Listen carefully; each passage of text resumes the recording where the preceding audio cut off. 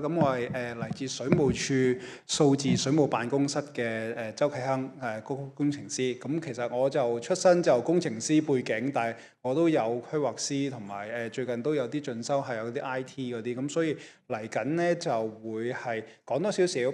不論係我哋水務署其實大家可能每朝早起身瞓醒覺扭開水喉咁就有水啦，好似都好理所當然嘅。咁但係其實我哋背後上邊點樣由一個嘅水源啦，不論係由東江水又或者係本地集水區收集翻嚟嘅雨水啦，或者其他可能再生水、海水化淡嘅水，點樣變到一滴可以大家扭開水龍頭用，或者喺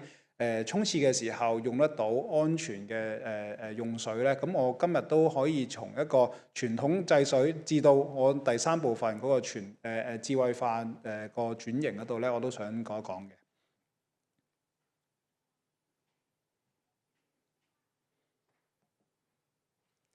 好，咁我頭先都賣咗個關子嘅，咁我就有3個部分啦。咁第一部分咧就係水資源嘅發展啦，同埋個應用嘅，咁就俾大家個宏觀嘅概括嘅嘅面貌啦，俾香港點樣係供水嘅。第二 part 咧就係我哋面對挑戰底下咧，有啲乜嘢嘅全面水資源管理策略。咁第三部分咧就係今日嘅主題智慧水務。咁事不宜遲啦。就開始第一部分。咁香港供水嘅總量呢，咁香港總共而家呢有754萬人嘅，咁而我哋供水嘅可以覆蓋到嘅比例呢係99.9%，即係基本上如果四捨五入嚟計呢，就係754萬人呢都可以享受到水務署嘅供水服務嘅，包括淡水或者係海水嘅。咁而我哋總嘅管網水管長度呢，加埋咧就係留咗個千字呢度，係8700公里嘅，係啦個水喉。咁所以其實都對於個人口密度一啲大城市嚟講咧，其實都係非常非常之高嘅。我哋甚或乎比東京啊或者其他紐約嘅城市更加高嘅，係啦。咁呢度8000幾公里嘅水喉咧。咁其實香港有個好特別嘅狀況嘅，就係因為頭先講過幾次啦，食水同埋海水都有2套分開嘅供水網絡嘅。咁食水咧就大概係6000幾公里，咁有成1000幾嘅2000咧就係我哋嘅海水化淡。喺全世界嚟講咧，就冇一個城市係做到香港咁大規模、咁廣泛咁樣用海水作為我哋供水嘅主要來源嘅。咁其他嗰啲都可能係比例上邊可能得幾% 嘅佔有率或可以服務到市民嘅。咁所以呢個亦都係我哋可以善用到各類嘅天然資源啦。其實調翻轉頭，因為係講緊嗰陣時候60年代，可能在座有啲朋友都有啲經驗嘅，缺水底下咧，咁嗰陣時嘅英國政府就大規模咁樣就興建一啲海水嘅設施。咁但係去到時至今日啦，都差唔多60-70年啦。咁其實會帶來我哋好多挑戰要面對同埋要克服嘅。咁所以我哋就要用一啲較為成本效益高嘅措施同舉措咧去處理啦。咁水塘同埋配水庫嘅數量咧，總共咧就係有250座呢啲嘅設施嘅。咁我哋香港水塘咧就有17個。咁濾水廠咧，咁就有18個嘅，咁所以就都每日為18區嘅市民去服務啦。咁而其實我哋754萬人口嘅服務人口，但係其實我哋嘅用戶咧，即係可能你一家4口就叫一個用戶咁計咧，咁我哋全香港咧就大約有320萬個嘅客戶嘅，係啦。咁呢兩張圖咧就係可以剖析到我哋啱啱所講到嘅2個嘅供水嘅系統啦。上邊嗰張圖咧就係食水嘅，咁由圓形嗰個波波圓形嗰個就係嗰啲嘅沉澱池啊，喺濾水廠嘅。咁我都賣一賣廣告先。咁我哋嚟緊12月14號，即係投票後嘅下一個星期日咧，咁我哋就會係將軍澳海水化淡廠嘅開放日，咁大家都仲可以而家上網去登記去報名嘅，係啦，咁就去到報名期去到11月21號嘅，係啦。咁下邊嗰個咧就係我哋嘅海水供水系統嘅簡約圖啦。咁其實咧上圖同下圖咧都有一個好明顯嘅分別嘅供水嘅模式。因為我哋用食水為例咧，咁我哋一般咧就喺一個水塘配水庫咁樣就水塘啦，跟住就去泵水去濾水廠去做水處理。水處理到一個我哋合乎國際標準嘅情況底下咧，咁我哋咧就會用一啲嘅泵啦，喺泵站咧就打上我哋平時行山可能會見到一啲嘅配水庫做暫存嘅一個大水缸嚟嘅，你可以幻想成為。咁跟住咧，因為佢哋係一個嘅水缸啦，配水庫喺半山，咁就用翻自己嘅自重力，即係 gravity force，咁就擲翻落去自己嘅供應區域 supply zone 嗰度嘅，咁就供應翻俾唔同嘅用戶啊大廈。咁當啲水去到我哋唔同嘅屋苑啊大廈嗰度嘅情況底下咧，咁就有我哋每棟大廈屋苑就有個地缸啦，咁地缸咧就會有自己嘅屋苑泵就打翻上去自己嘅天台水缸做臨時儲存咁用嘅。咁呢個機制係咁樣。咁但係下邊張圖嘅海水供水系統咧，咁就有別嘅。咁因為我哋海水嗰度咧，會喺海旁啦、海堤嗰邊咧，咁就通常都有啲抽水站嘅。係啦，可能喺北角啊，大家經過洪水出嚟都會見到嘅，就類似啲。咁一般情況咧，咁日頭咧，咁就直接喺抽水站、海旁嘅抽水站直接打水，直接就去到我哋唔同嘅屋苑嘅海水水缸嗰度嘅。係啦，即係沖廁水水缸啦。咁而夜晚嘅時候咧，調翻轉頭喎，我哋有剩嗰啲又打上去半山啲海水配水庫嘅喎，咁就夜晚黑就擲翻落嚟，咁就去翻我哋嗰度嘅。咁所以一日咧，咁就有兩種模式嘅喺海水處理嗰度。咁食水咧就基本上都係一種處理嘅供水模式嘅啫。咁呢兩張圖咧就大概剖析咗我哋現時香港嘅水源用水嘅比例咧，主要都係東江水嚟㗎啦。咁東江水佔咗我哋平時日間嘅用水量咧，大概係60%啦，沖廁水係2成。咁大家呢個係人均總用水量嘅情況嚟嘅，係啦。咁其實頭先我都即係講咗幾點啦。東江水今年係供港60週年嘅日子嚟㗎啦，已經係從1965年供到今年，咁可能今年由4月開始陸陸續續都大家會見到電視啊，或者係政府總部啊、其他場合啊都有唔同嘅活動。咁希望大家都繼續參與，因為橫跨到出年3月尾嘅。咁而東江水之外呢，咁仲有我哋將軍澳嘅海水化淡廠啦，即係圖上邊右上角嗰個廠嚟嘅。咁呢個係香港第一個，亦都暫時唯一一個嘅海水化淡廠。係啦，咁就佢嘅水嘅產量咧，大概係我哋人均每日可以用到嘅5%嘅用水量嚟嘅。咁其實即係調翻轉頭講，其實如果佢不斷製水，即係生產嗰個製造嘅水啊，係啦，嗰個情況底下咧，其實如果其他10幾間濾水廠有啲唔知咩原因，關咗門，落咗閘先啦，係啦，唔用啊，淨係靠呢個將軍澳嘅海水化淡嘅供水，可唔可以足夠我哋一個嘅民用嘅情況咧？其實答案係足夠嘅。咁呢個就係正正好似頭先紅十會嘅陳小姐嘅同事所講啦，其實都係一個城市韌性嘅考慮嚟嘅。咁呢個一陣我會再講多少少呢個考慮係咩嘅方向嘅。咁頭先都講過幾次啦，海水就沖廁啦。咁但係我哋可能唔知有冇啲朋友係住喺港島區薄扶林啦、置富啊嗰扎啦，又或者係我哋新界西北嘅地方，天水圍嗰啲嘅地方，嗰啲咧可能大家住過或者都有認知底下咧，嗰啲係用食水嚟沖廁嘅。咁有2個主要原因，點解佢哋冇用到海水做沖廁嘅？咁第一個原因咧就係因為佢哋內陸啊，內陸如果我哋再用頭先嗰種模式喺海邊做抽水站打入去，咁嗰個內陸嘅地方再使用嘅時候咧，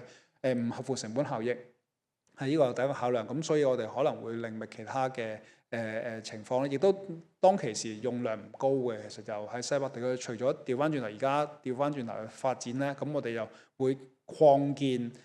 新界西北嘅濾水廠，例如係牛潭尾濾水廠，或者會新加一啲係支援北部都會區發展嘅濾水廠嘅。咁而另外一方面嘅原因咧，可能嗰個屋苑係冇採用到海水嚟做沖廁嘅原因，例如薄扶林啊嗰啲咧，佢哋自己就可能為咗係一個係考慮，就係屋苑自己嘅考慮，喺可能有啲稍為負擔得起嘅人士，可能嘅時候就未必咁想嗰套系統係海水啊，啲喉嘅冇咁美觀啊，腐蝕程度比較高啊，更換程度都比較高嘅時候咧，咁嗰陣時候咧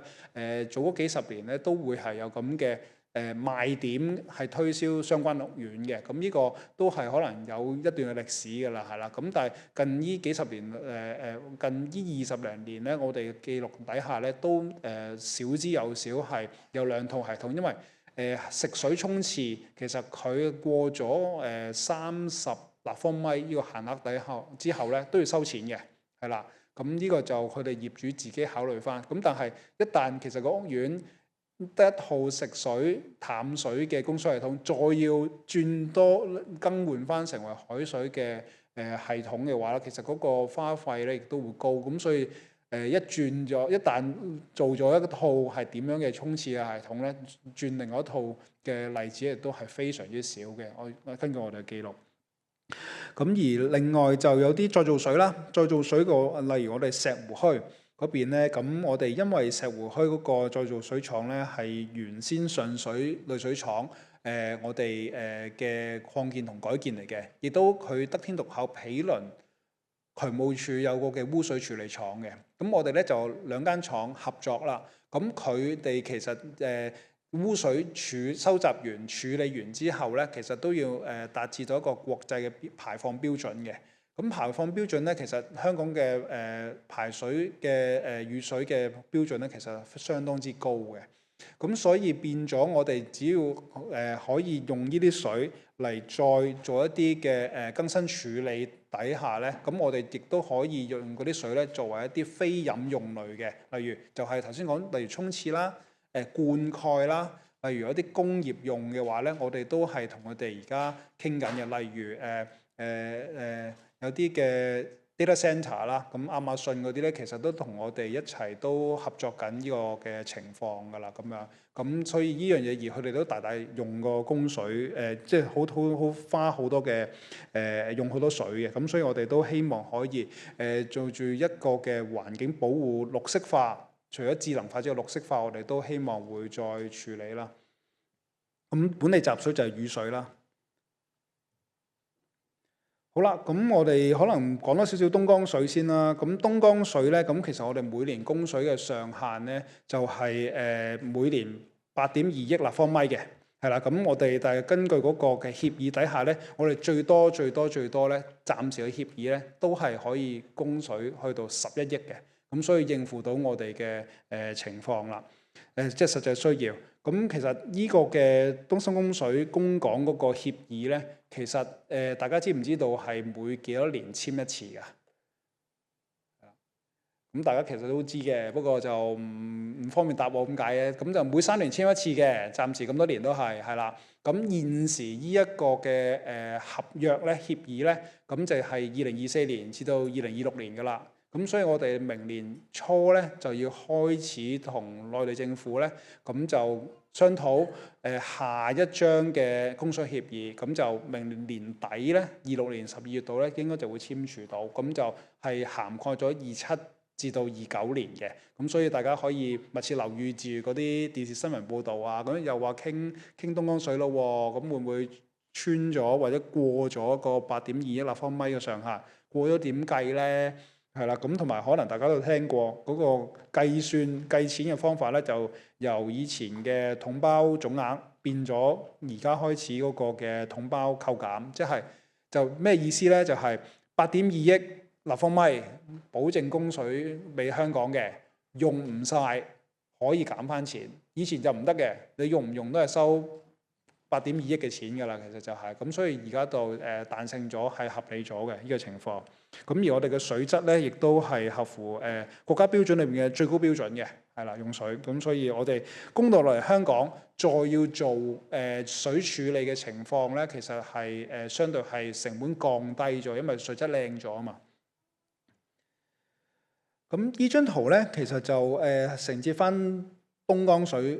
供水俾香港嘅主要供水系統啦。咁當喺深圳水庫，即係粵海水務深圳水庫供咗相關嘅東江水嚟到香港之後咧，咁就我哋有個木湖原水抽水站喺邊境嘅，要攞禁區紙先入到去呢個，可能大家都未去過。咁就收嗰啲東江水之後咧，主要分3路，左中右嘅，我哋俗稱，咁就供去唔同嘅地方，包括咧就係船灣同大欖涌水塘啦，咁同埋大埔頭嘅抽水站咧，咁就變咗我哋可以按住繼續南下咧就處理同埋處理嗰啲水嘅，係啦，咁就按住實際需要啦，咁就分配到唔同嘅水塘臨時再儲存啦。好，暫時呢個就係我哋好宏觀咁樣講解咗水務署由東江水或者其他水源再供水點落到去個水廠，咁水處理嗰啲可能就太複雜啦，今日可能未必可能45分鐘9個字可能講得到，咁所以咧我就暫時跳一跳過先。咁頭先都講到啊，點解我哋有咁多需要考慮城市韌性，或者係我哋應對各樣那樣挑戰底下嘅一個嘅部署咧？咁所以我哋就其實喺大約10零年前咧，我哋都會製造咗一個叫做全面水資源管理策略嘅，係啦。咁呢個究竟係啲乜嘢咧？咁我哋英文就叫 Total Water Management 嘅。咁我哋大家不論係供水又好，或者日常生活，大家可能天文台同事會講得更加多啊，宣講得更加多嘅情況，就係我哋氣候變化帶來一啲嘅極端天氣，係啦，唔單止大雨啊，我哋早幾年會經歷過大旱添啊，係啊，咁啲人會再講嘅。咁其實就算今年我從我哋嘅記錄所講啦，咁就應該就天文台如果我講錯咗，我都可以糾正翻。上半年頭5個月都係比較少雨嘅，係啦，跟住去到6月打後咧，哇！真係大家颱風又多，雨又多。咁我哋上半年都擔心嘅，咁我哋去由天文台尖沙咀嗰邊同同事傾，話我哋啲水塘嘅水過咗某啲過咗警戒線嘅喎，儲水警戒，使唔使供水供得多啲落嚟啊？叫內地，咁我話唔使㗎啦，預測到㗎啦，用盤古嗰個大模型預測到嘅會多晒 over 晒㗎啦，已經咁樣，咁 OK 嘅，係啊，咁但係辛苦到天文台同事啦，嗰啲極端天氣。係啦，咁另一個方面咧，就係我哋自身嘅發展嚟嘅，係啦。咁除咗大家瞓醒覺或者日常生活扭開水喉就會有水清澈嘅用水底下咧，其實我哋配合各樣那樣嘅發展，不論係商業嘅，例如個冷氣嘅中央冷氣嘅冷卻系統啦，一啲好似 IFC 啊，或者一啲大商場啊、科技園啊嗰啲咧，其實用好多水嚟做冷卻嘅。咁而另外我哋配合埋而家有香港自身嘅定位咧，成為有個 International Innovation Hub 啊嘛，咁就係希望某啲地方成為創科嘅，同埋就我哋會轉型一啲嘅用地啦，改變用途成為一啲嘅 data centre。咁但係所謂嘅數據中心 data centre 都係一個好空泛嘅概念同埋一個嘅參數嚟嘅，係咩意思咧？就係因為一個嘅數據中心同一個超算中心，佢需要嘅電力同埋用水量咧係截然不同嘅，係啦。咁我哋喺舊年嘅時候，有一個將軍澳喺環保大道嗰度起緊嘅啦。如果大家住喺附近，可能都知道有個新嘅數據中心起緊。咁佢因為嗰個嘅規劃嘅時候咧，佢完全符合晒法律法規，係一個數據中心嘅情況嘅。咁所以咪改變地積比例啊、用水量啊個情況啦。咁但係之後咧，但係佢最終咧，佢發展成為超算中心。咁但係咧就喺嗰個地契上邊咧，就冇一個好硬性剛性嘅要去再改變嘅，係啦，咁所以變咗我哋原先同我哋用水嘅發展嘅估算同規劃咧有別晒㗎啦，係啦，有別晒，咁所以但係變咗我哋嗰啲正係咁咧，直頭可能淨係一棟嘅數據中心咧係用咗差唔多1/3個日出康城嘅水量，大大打亂晒我哋嘅計劃。咁呢度係其中一個例子，咁但係我哋北部都會區嚟緊嘅發展更加蓬勃同埋會係集中嘅，咁呢個亦都係我哋要考慮到呢個情況係要好互動咁樣，同埋咁樣去改變我哋嘅策略嘅。咁所以正係我哋呢個全面水資源嘅管理策略咧，我哋而家正進行緊一個中期嘅檢討嘅，因為直頭同我哋一開始嘅想法同埋我哋嘅實際需要咧係出現咗一個落差嘅，咁所以我哋都要審時度勢咁樣去中途檢討。咁乾孔咧，我呢度都唔多講啦。咁大家都經歷過早幾年真係城門水塘直頭好多人去打卡龜裂嘅情況啦。係啊，咁另一方面就極端天氣黑雨都多咗好多。咁之前聽翻前台長介紹嗰啲黑雨、黃雨、紅雨係點樣定嘅，其實係一個大概數量，一年有幾多次啊嘅約摸嘅。咁但係今天嚟講咧，咁都係遠遠超越晒相關嘅頻率㗎啦，同埋強度嘅。用水嗰度都唔多講啦，係啦，嗰都係主要我哋引擎嗰度咧，咁我哋都要配合支援啦。好啦，咁我哋從呢個全面水資源管理策略嗰方面咧，我哋好似講到好偉大，好犀利，咁但係其實我哋同自身都可以做得起呢個情況嘅。咁例如海水沖廁嗰度啦，咁其實我哋嘅生活習慣咧，香港人生活習慣，咁喺同我哋其他國家嘅地方交流嘅時候咧，咁其實都有一個好大嘅差別嘅。例如沖廁嗰度，我哋沖一次唔乾淨，咪撳多次嗰個馬桶嘅沖廁掣咯，再沖，其實但係喺其他世界各地嘅時候咧，其實都因為佢哋用食水要計錢啊嘛，佢哋會滴住嘅。滴住個水，我唔知大家有冇自細啊？我媽都教我滴住嘅，係啦，應該都有啲會心微笑啊！呢啲朋友係啦，咁滴住啲水嚟，跟住潑落去沖啊咁嘅情況。但係同香港就唔同，因為唔收錢嘅。如果你個屋苑係一個海水嘅沖廁，但係頭先講到滴滴仔滴住嚟兜水，其實以前得嘅，好老實咁講。而家咧，因為嗰啲水標嘅精準程度啦，科技係改善咗嘅時候咧，如果可以滴到嘅情況係1個鐘少過一杯水啊，你當即係可能200ml、200毫升、250毫升度咧，你贏嘅，因為我哋嗰個水標嗰個嘅叫做準程度咧，始終係機械標多啊嘛，機械標一定係有啲偏差噶嘛，就算幾準嘅都會有少少偏差，手標都係啦，係啦。咁所以咧，你哋可唔可以調校到咁精準咧？咁我哋就要大家角力下啦。而家就係啦。咁但係其實唔幫得多，因為如果你1個鐘大概都係200毫升，5個鐘先1公升，係咪真係得咧？咁呢個有啲難度嘅。咁所以就，但係我哋啲電子錶咧，而家新型嗰啲咧換咗好多電子錶嘅，咁但係就非常精準。呢個調校都冇噶啦，即係呢個容錯率都冇噶啦。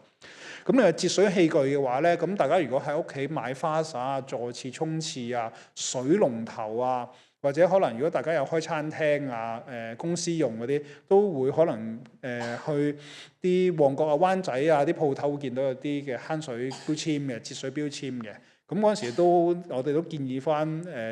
揀一啲更加優質啊，咁就從由己及人咁做起嘅。咁其實有啲公司企業咧，直頭因為我哋可能嘅推廣啦，又或者佢哋本身自身有個 ESG 嘅考量啊，咁所以咧，其實佢哋呢幾年咧，直頭由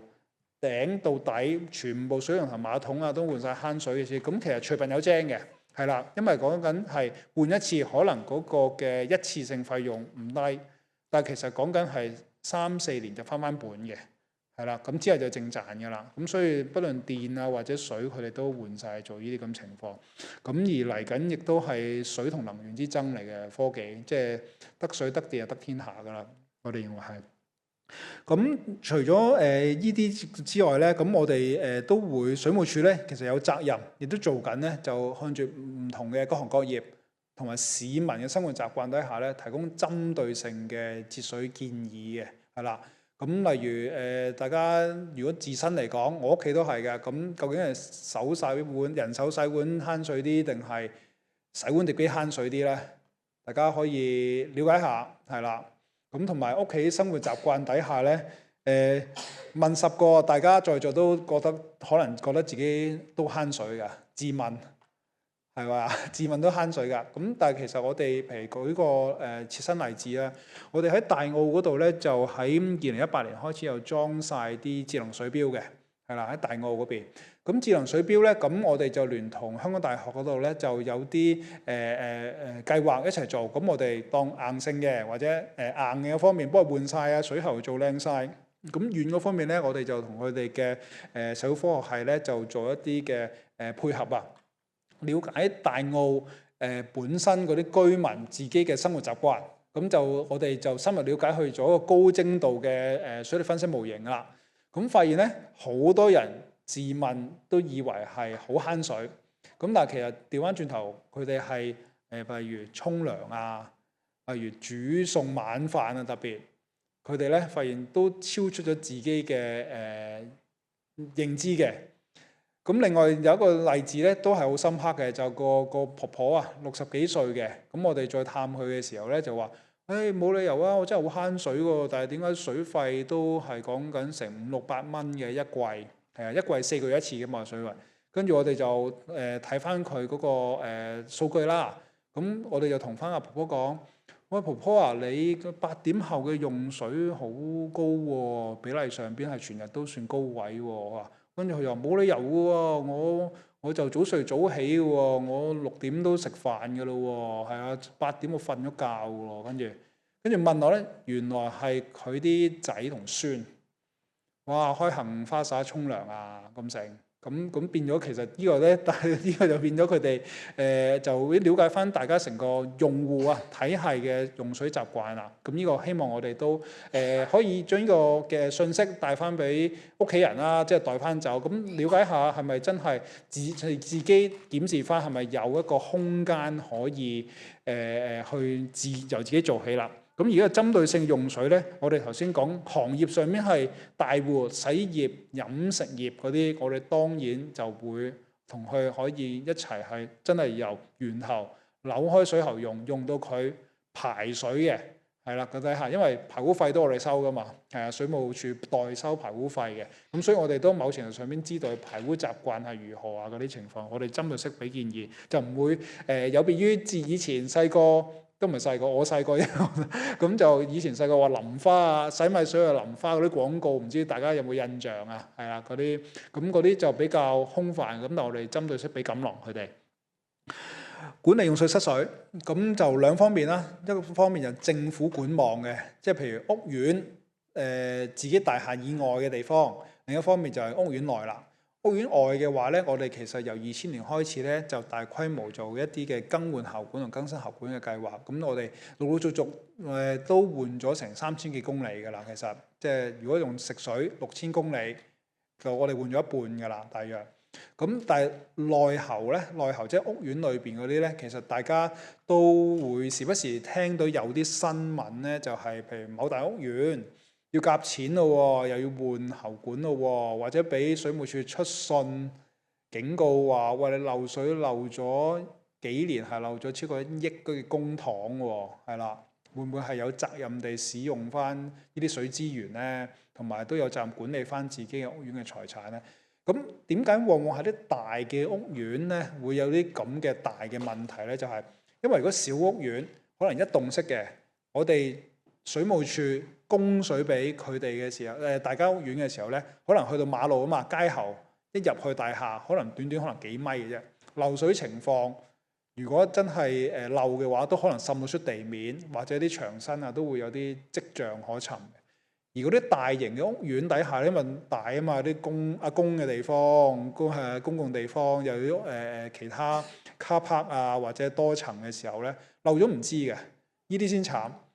因為爆水喉都係一次性噴泉，咁你都係可以醫到佢啊嘛。咁但係如果漏水日積月累喺喉管與喉管中間，唔知漏走咗去邊度，或者有啲非法用走咗嘅時候咧，咁嗰度咧嗰條數就好襟計啦。嗰條數唔單止係大家納稅人嘅公帑，咁我哋天然資源嗰度咧，其實係真係冇必要係浪費啲咁珍貴嘅資源嘅。咁所以大家都可能會留意到新聞，或者都甚或乎係大家會不過有個印象係有啲咁嘅情況出現啦。咁頭先講緊一個回圈再用嘅再用水，都係講緊 recycle water 嘅。咁就例如石湖墟嗰邊，喺新界西北邊啊，或者東北邊，我哋都有咁樣處理嘅。咁呢個就係我哋水資源管理策略嘅其中一環。咁第二條管咧，就係我哋點樣去提升用量啊？咁其實都講咗噶啦。左手邊嗰邊就係我哋用海水啦，其實好成功嘅，係啦。好多世界各地嘅國家都嚟我哋呢度參考取經同埋研究點解可以做到咁大規模。咁再生水再用水嗰邊都係啦，係啦。咁另外右手邊嗰個啦，咁就大家一個新啲嘅議題嚟嘅。東江水供水就供水俾香港60週年啦。咁但係其實咧，我哋其實喺東江水嚟講咧，東江嚟講，我哋都係一個下游嘅城市嚟嘅。上游嗰啲咧，我哋不論係9+2大灣區嗰邊咧，咁其實我哋都其實應該有責任用水啦。但係上游有唔同嘅發展啊、調配啊，東江亦都會有用完嘅一日嘅，同埋被污染嘅，每天都被污染嘅，係啦。咁所以咧，其實喺舊年嘅時候咧，我哋都同內地政府咧成功已經做咗咧，就係我哋東西江雙水源嚟香港。因為西江嗰邊咧，咁係喺粵西，即係廣東省西部嗰邊嘅地方，就可能相對即係各樣那樣嘢啦。佢可能又要發展經濟啊，多水我咪賣翻出嚟咯。咁樣見東江水又可能越用越少，或者個質量越嚟越有變化嘅時候，咁所以亦都係呢個我哋由廣東省西部咧引埋落嚟2合1嚟，令到大灣區城市包括香港、深圳咧，可以更加能夠有一個穩定同埋持續嘅水安全考慮嘅做法啦。好啦，咁做咗好大嘅背景資料啦，咁正式去到我哋嚟緊智慧水務啦。因為我哋頭先講到啦，種種問題其實亦都面臨到生不逢時嘅香港政府唔係好多錢啊。係啦，好緊張啊！即係都唔怕噶，大家討論啦，大家都知噶啦。咁所以更加合乎成本效益去處理件事咧，其實更加刺激到我哋嘅腦袋去點樣可以大幅度喺唔影響正常各位市民各行各業用水嘅情況底下咧，我哋可以持續咁樣用我哋嘅智慧去減少漏水，因為同埋減少漏水就更加需要嘅，因為我哋買啲水翻嚟，集完啲水啦，處理完啦，再供到我哋嘅喉管先漏嘅時候，個成本同埋嘅功夫係幾浪費，係可以好容易咁樣想像得到嘅，係啦。咁所以我哋呢個漏水管理一定要做好。咁頭先主持人咧都同我哋大家講咗啦。咁我哋因為要發展呢個智慧水務咧，咁我哋處長的起心肝係啦，因為新任處長好有毅力咁樣咧，就想做好呢件事情，所以喺舊年6月17號咧，我就成立咗數字水務辦公室嘅。咁匯聚咗我哋內部唔同嘅精英同事，同埋整合咗各個分部咧，希望集中資源，直接喺處長嘅領導底下咧，可以我哋直接可以拆牆鬆綁、特事特辦、內部嘅梳理底下咧，做到提速提效嘅東西嘅。我哋水務署希望亦都加速整個數碼化嘅過程嘅。咁其實而家講數碼化智慧水務咧，其實就應該對一啲有經驗、有年長啲嘅朋友嚟講咧，就唔係一件陌生嘅事情嚟嘅。因為我哋其實喺香港嘅水務嘅工程嘅科技咧，其實一直以嚟都係領先世界嘅。例如我哋船灣啦，係啦，我哋可以集咗個海水，集咗個海嚟嘅，跟住又做一個水庫嚟㗎。呢個咧係全世界第一個。亦都係之後咧全世界唔係好多人做得到。咁呢樣嘢係我哋引以為榮嘅。咁第二樣嘢咧就係我哋其實喺70、80年代咧有大規模水務嘅智慧化工程做過，喺唔同10幾間水廠嗰度咧都會安裝咗好多嘅監控自動監察系統嘅。咁呢個咧亦都係我哋領先。咁但係隨住時間同埋嗰個發展需求嚟講咧，我哋其實而家要面臨嘅就係我哋好多喉管設施都老化，係啦。呢樣嘢我哋不能不面對嘅，咁所以先衍生到大家日常生活見到咁多爆喉嘅情況啊，咁同埋往往爆喉係講緊5、6點嘅時候嘅，係啊，大家可以留意下，或者喺啲天氣突變嘅時候，我唔知道下個禮拜話好似降溫降到13、14度啊嘛，會唔會有新聞啊？係啊，呢個就因為呢個同嗰個喉嘅物料嘅狀態係非常有關係，同埋5、6點朝頭早爆管嘅原因，大家起身啊，同埋有啲嘅行業啊，就愛嚟用水啊，一搶個水泵地缸嗰啲咧，咁同埋我哋要打水啊嘛，即係知道大家睇到條水線喺配水庫同埋嗰個壓力係低咗嘅時候咧，咁我哋就打水啊嘛，個壓力一轉變咧，又叫水錘啊，我哋技術用語好似一個金字邊一個錐嗰個錘落打落啲喉管嗰度。咪打穿去咯，其實個水嘅壓力就係咁解，咁所以就我哋呢個要正視啦。咁另外高水壓，香港普遍嚟講，整體地都係高壓嘅，係啦。點解咧？因為我哋山多地少，係一個叫 hilly terrain 啦，即係高高低低，好複雜嘅係啦個情況。咁同好多城市嘅規劃可能唔同嘅，咁可能譬如哪怕係重慶山城啊，我哋都去交流過、請教過水經，因為佢哋有別於我哋嘅，咁佢哋嗰個咧嗰個供應嘅區域咧，佢哋劃分嘅時候就係全高地嘅，咁就一個嘅 supply zone，一個供應區。另外可能啊，李子壩嗰啲咧就一邊高一邊低嘅，低嗰邊咧就低管，高就高管，係啦呢個情況。但係香港好難嘅。因為我哋間唔中就會有高低嘅情況咧，咁呢個樣嘢咧就俾到我哋好大嘅挑戰啦。咁另外水質問題啦，咁水質其實係香港供水食水嘅水質，我哋嘅指標咧係比世衞仲要多、仲要高嘅，係咁。但係偶然都會有啲事故嘅，咁但係呢啲事故我哋其他外國專家嚟調查好，或者睇下咩事都好，佢哋發現根本唔係一件事情嚟嘅，調翻轉頭，跟住講笑咁講。但係我哋當然知道一個喺香港嚟講一個要求高、嚴肅嘅話題嚟嘅。咁所以咧，我哋希望能夠有一個高嘅成本效益，同埋做得更加細嘅係啦嘅情況底下，滿足到日常市民嘅 expectation 啦個要求啦個情況。咁所以咧，我哋第二點咧都希望令到先至後增，慳到先至唔夠先開拓新嘅水源，同埋買到啲水，或者係製造多啲水出嚟嘅。呢個就係我哋第二點嘅智慧水務考量。咁第三個亦都頭先講過啦，配合唔同嘅商業發展，包括係各行各業同埋住宿。咁我哋嚟緊將軍澳嗰邊137區咧，都會有一個大型嘅房屋供應啦，或者其他行業供應啦。咁亦都我哋已經規劃好嘅情況㗎啦。咁希望滿足到各行各業嘅需要。咁呢邊就係我哋頭先總括嚟講嗰5個智慧水務目標啦，就分別係增強嘅供水穩定性、降低個成本同埋增加效益、加強個應急處理嘅能力。簡單嚟講就係我哋感知層啊，感知層我哋就好似我哋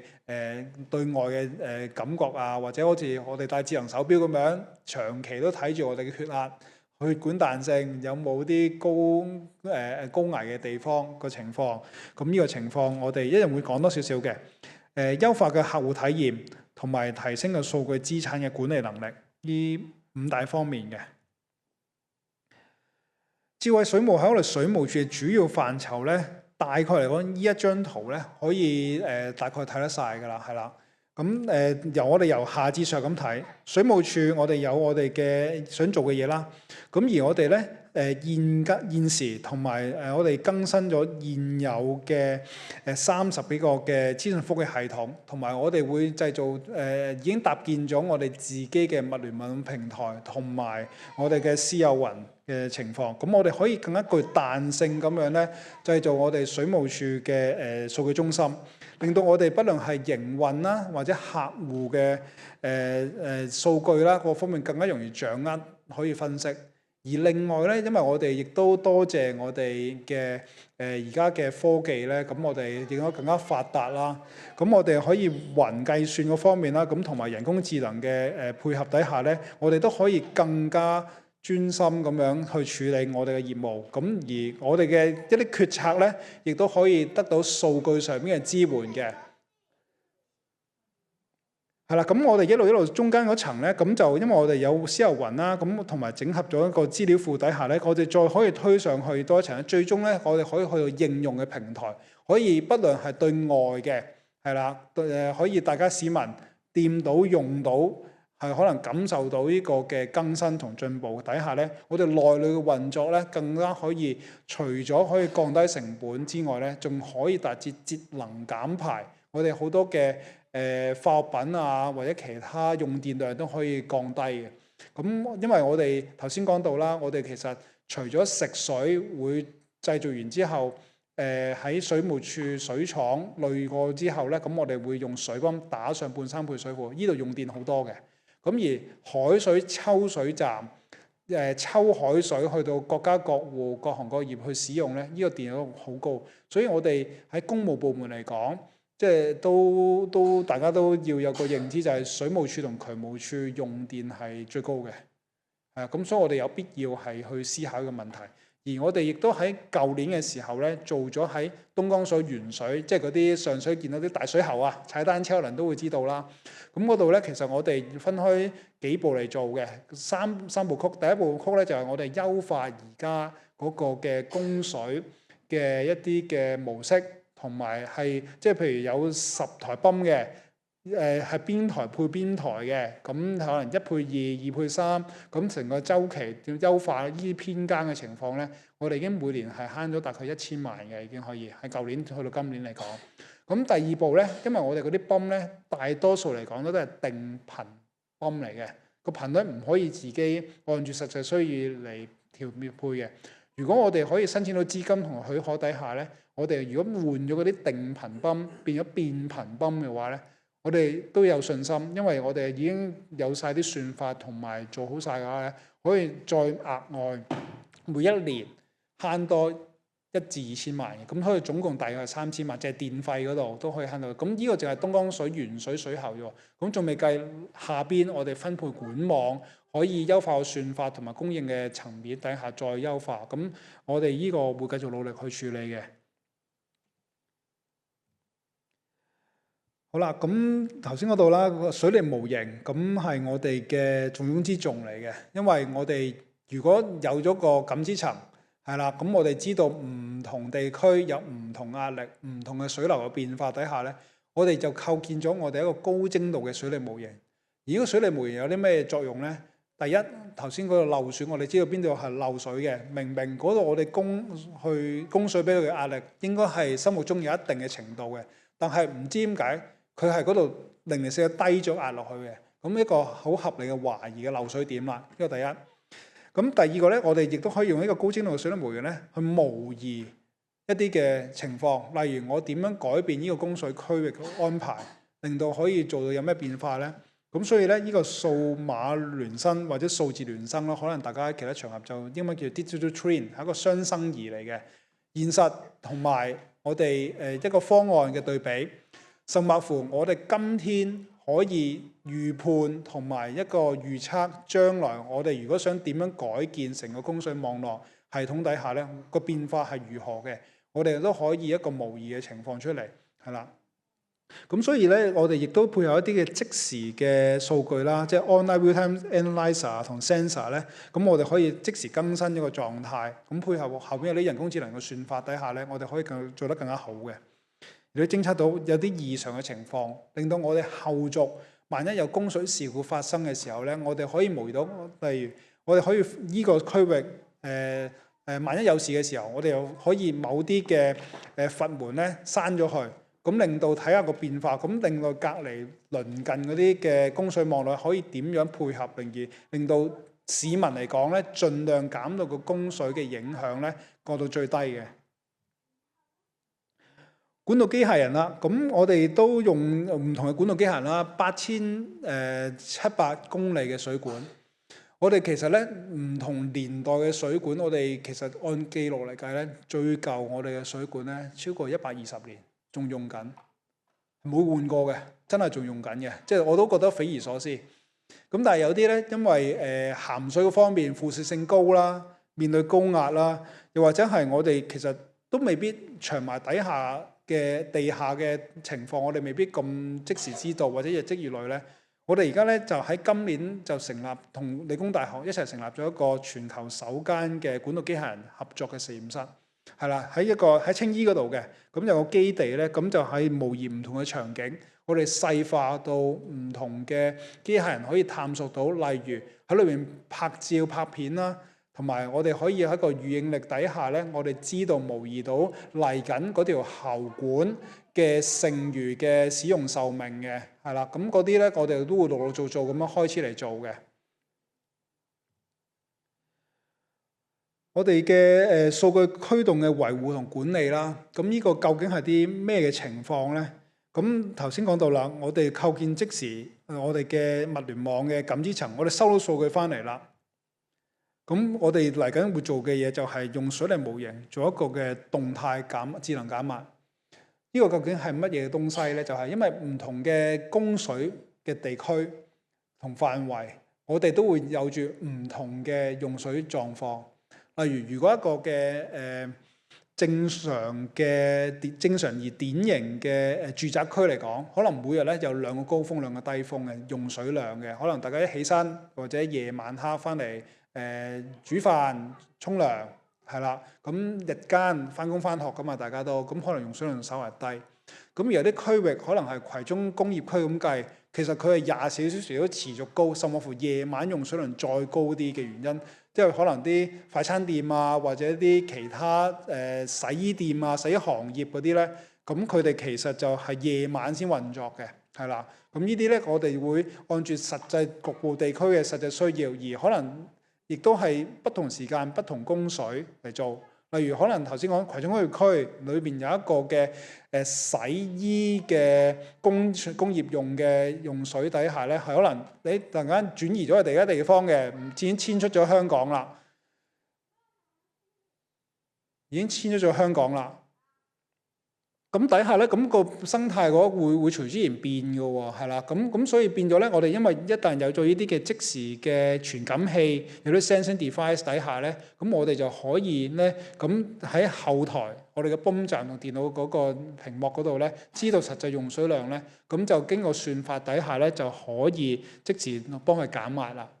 係啦，又或者係我哋嗰個嘅情況，呢張係真實嘅圖片嚟嘅。咁我哋真係 live 咁樣會見到呢啲情況。咁而我哋用手機或者電腦、平板都可以隨時隨地可以見到嗰個狀況嘅，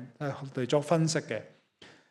咁呢個嘅維護同管理運作嗰方面咧，其實係一個革新嚟嘅。我哋最底嗰度見到有3步啦。咁一個被動式維護。被動式維護咧嘅意思就係佢冧檔啦、break down 啦，我哋先去睇嘅。好多時候都係講冧先算啦。呢個最傳統最舊嘅處理方法嚟嘅。咁而進化到呢20-30年底下咧，係一個預防性維護。預防性維護即係定期去檢驗，好似我哋定期去 body check、定期去驗屍一樣咧，盡量希望令到出事嘅風險減低。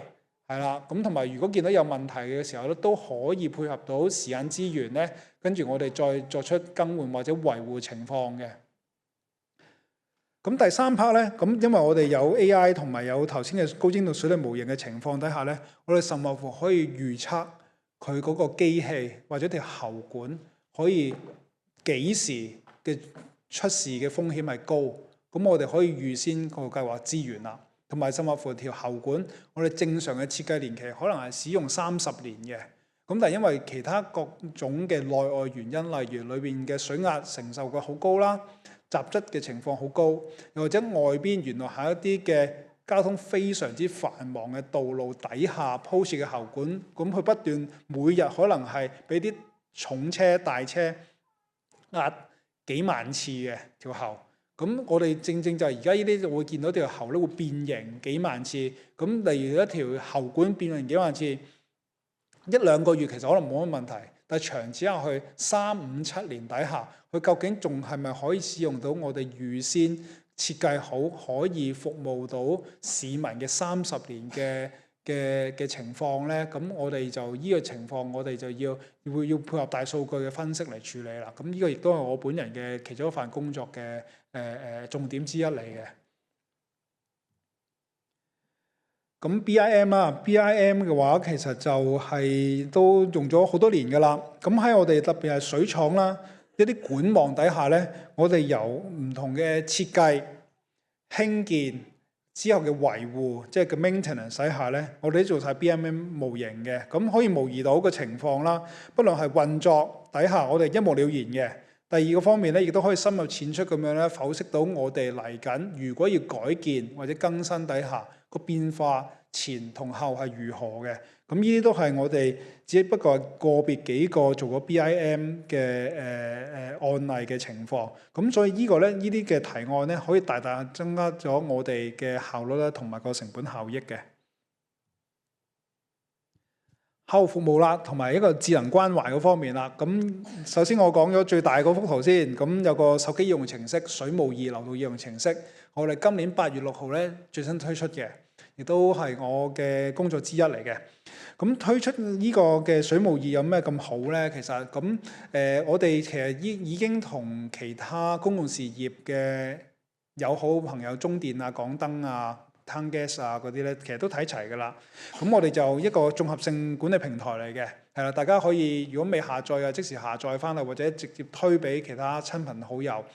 係啦。咁呢個咧可以做到頭先紅十字會嘅同事都講啦，香港人好忙㗎嘛，係啦。咁呢個流動應用程式做到咧，就可以有好多唔同嘅主動推送功能嘅，包括咧就係你屋苑如果係中小型屋苑，即係2棟或以上嘅，我哋都有得揀㗎啦。其實就係啦，揀咗咧，只要關注咗佢底下咧，如果你棟大廈係不幸地受停水影響，又或者有啲計劃停水嘅，係啦，咁我哋都會主動推送俾你哋嘅。呢個第一。第二咧，裏邊嗰個你哋可以用呢個流動程式咧管理自己嘅水務帳戶嘅，係啦，水務帳戶包括係水費單，水費單大家可以喺度接收嘅，唔需要等4個月嚟一次，或者轉晒去電子帳單底下咧，咁用呢個流動應用程式底下咧就可以發出咗有提你唔記得交前，即係 deadline 前3日咧，佢又會提你，係啦。咁而家呢個水務2嘅流動應用程式咧，我哋就唔使就咁老土，又要去便利店再交，或者用其他途徑交啦。喺裏邊直頭可以轉數快交埋㗎啦。其實就係啦，呢個咁可以一目了然，同埋我哋 keep 翻啲記錄喺手機咧，大家都一目了然。咁啲水費單啊都可以喺裏邊睇得翻晒。咁而各樣那樣有關於水務嘅申請咧，譬如好似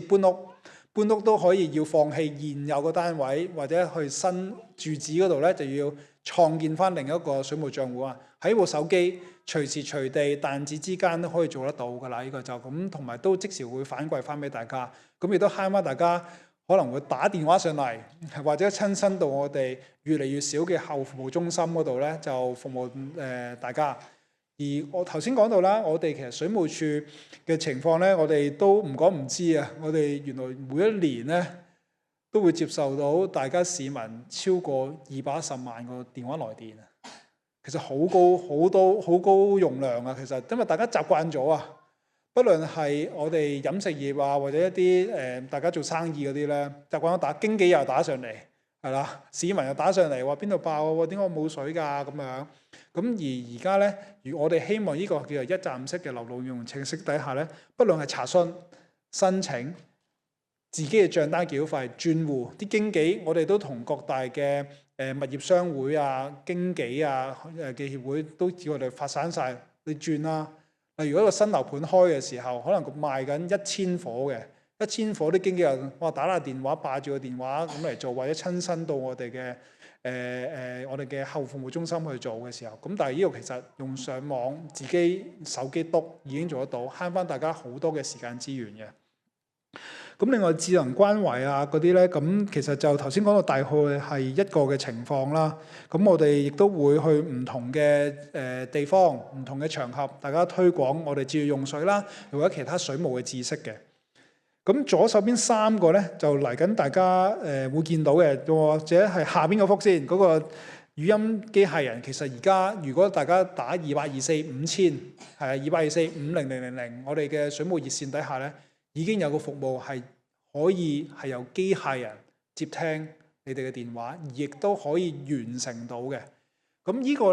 咧同其他譬如1823可能大家用過啦，或者其他嘅政府電話服務有別於唔同咧。呢個係全政府特區政府第一個嚟嘅。其他嗰啲嘅1823嘅情況咧，其實就係收咗我哋嘅指令底下咧，咁就可以係，但係其實後台都要有人嚟 check 嘅。又或者唔能夠直接完全辦理我哋嘅業務，譬如我哋想申請一個嘅註冊用戶轉名啦嘅時候咧，我哋呢個機械人係做得到嘅，因為呢個係技術係高到同後台系統即時聯繫同埋查證一啲嘢，同埋要推送到落去，冇錯，有信心做得到。咁而我哋呢個係全個香港政府第一個語音可以辦理到實際業務嘅情況嘅。咁而上邊嗰個咧就係AI agent 啦，可能大家都聽到，就係我哋喺聊天機械裏邊咧就係注入咗大模型嘅，大模型底下咁預算都會希望喺今年年底推出啦。咁裏邊咧就你問有任何嘅香港水務知識，佢基本上都答到你嘅，亦都係可以整合到出嚟，係啦。咁而呢個亦都係一個官方，就唔會係好似其他嘅大語言模型咁樣咧。佢嘅來源係未必清楚啦，或者可能個幻想程度，因為 AI 佢雖然唔會攰嘅機械人，但係佢會有幻想嘅出現嘅 AI。咁我哋就盡量減少個幻想情況，而我哋答嘅亦都係個官方嘅答法嚟嘅，係啦。咁最左手邊嗰個咧，就係我哋大家都可能會用緊一個我哋 I'm Smart 啊，智方便啊，我哋嘅政府都推行大家一網通辦嘅情況啦。咁香港水務署係第一個，因為我哋做呢個嘅 eWater 水務熱流動應用程式嘅時候咧，亦都係第一個已經做咗一個嘅喺智方便小程序裏邊嘅水務署小程序裏邊嘅功能咧，最熱門嗰啲已經加入咗喺裏邊，暫時未推出嘅，係啦，我哋擇個吉日就會推出㗎啦呢個，咁大家就希望拭目以待，係今年年底或者明年年初呢個情況。咁希望呢啲係大家可能係接觸到、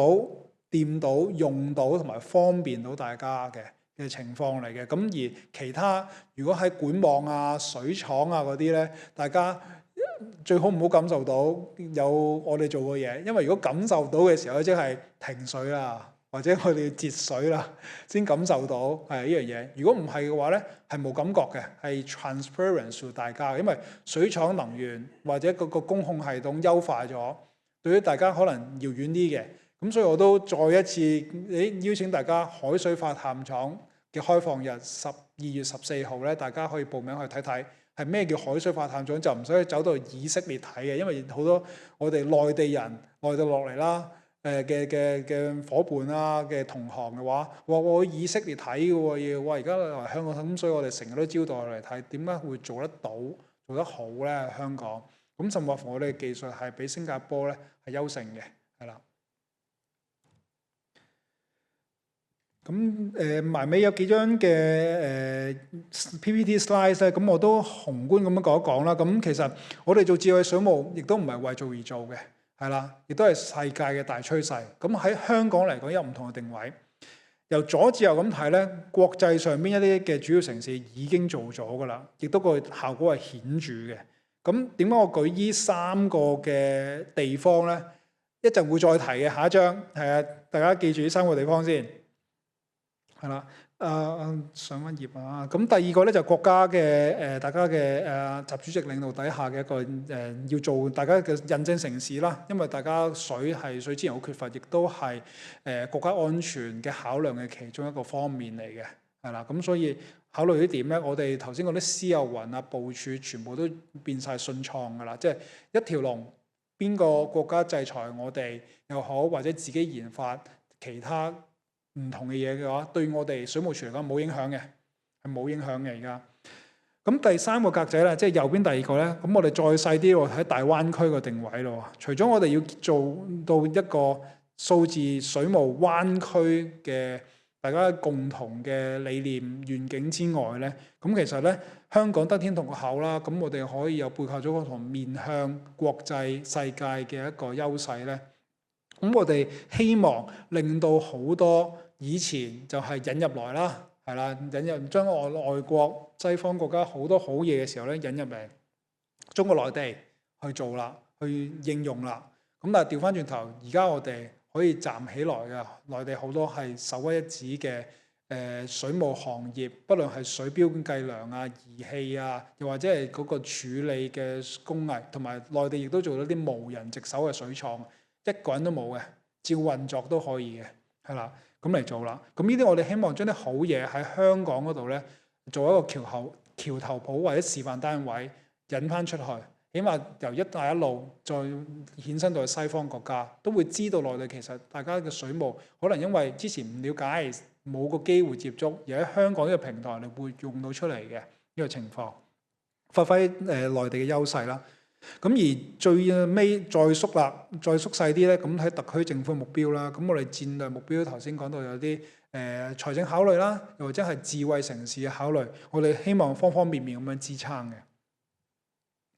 咁而我哋一啲主要嘅要素其實頭先都涵蓋咗噶啦，就係降低水壓，用一啲智能嘅表計啊，我哋一個 data as asset 數據都係我哋重要嘅資產嚟嘅，係啦。頭先紅十字會同時話用數據嚟話啊嘛，我哋就用數據嚟做決策嘅。數據我哋只係分析到同埋用到佢裏面價值嘅話咧，真係呢個係不可思議，同埋可以有好大嘅發揮嘅。預測性維護啦，內地我哋會聯同華為啦，特別係啦，同埋我哋嘅一啲粵海水務嘅即係龍頭啦，去處理我哋一啲要面對嘅技術問題啦。咁同埋我哋構建雲設施同埋數據驅動管理嘅情況嘅，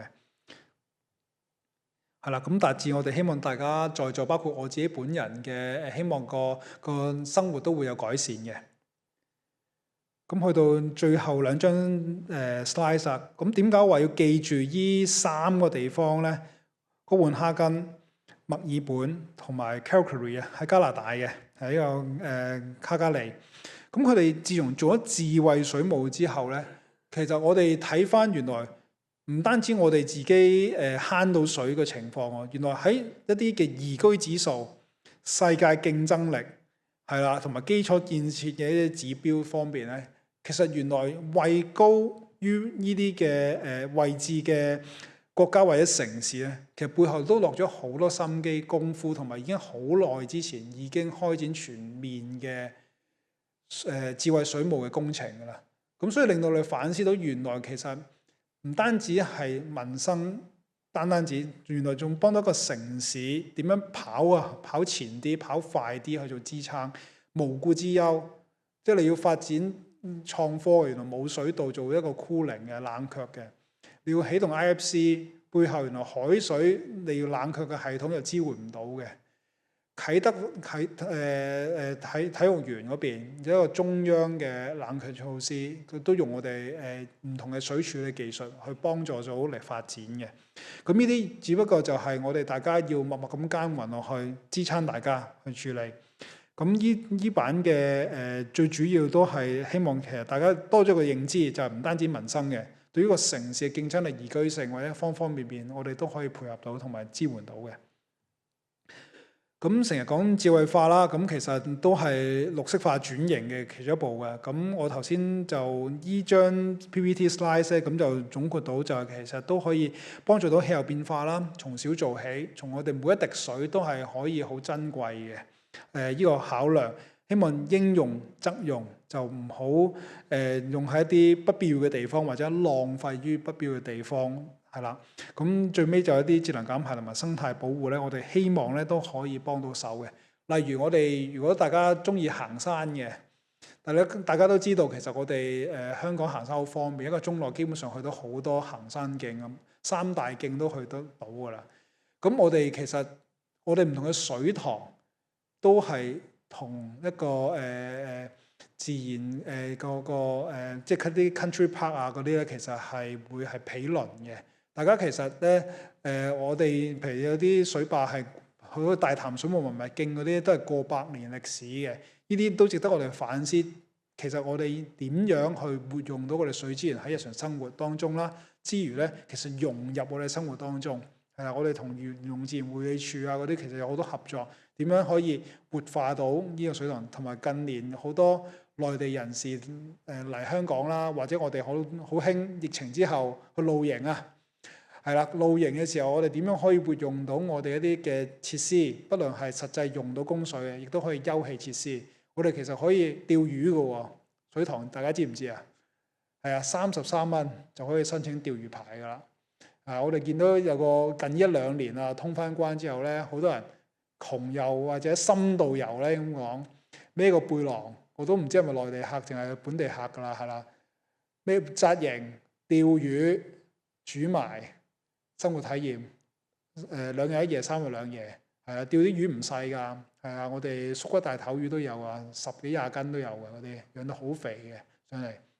咁所以就呢啲亦都係可以另一個本地旅遊業嘅可以測量嘅一方面啦。咁我哋呢個方面都同文體局嗰邊都可能有啲情況會討論，同埋就智慧水錶。智慧水錶基本上大家日常生活用水啊，智慧關懷嗰度咧，最後一句我都想 echo 翻就係，譬如同我哋生活就好大息息相關嘅。可能一個老人家，我阿嫲90幾歲㗎啦，佢其實生活都好規律㗎啦，一定會係啦。知道邊個時間煮飯，邊個時間沖涼。如果當我哋個智慧水錶，因為如果接駁咗我個水務二流嘅程式底下咧，如果我嫲嗰個水錶有咩異常情況，明明6、7點佢沖涼沖3個字半個鐘之後，點解異常警告我主動推送我爸爸聲用水嘅？可能跌親啦，或者可能有啲情況，咁我哋就要關心下啦。呢啲智慧關懷咧，其實喺內地同埋東京咧做緊㗎啦，其實已經係啦。咁我哋亦都有同其他勞福局嗰邊啊，咁社會福利署嗰邊都有呢個傾談嘅，有啲合作試驗嘅。咁希望大家都得個支持先啦，係啦。咁就希望呢樣嘢就我哋水務署其實都會繼續努力為大家供應乾淨、安全同埋優質嘅食水嘅。咁多謝大家。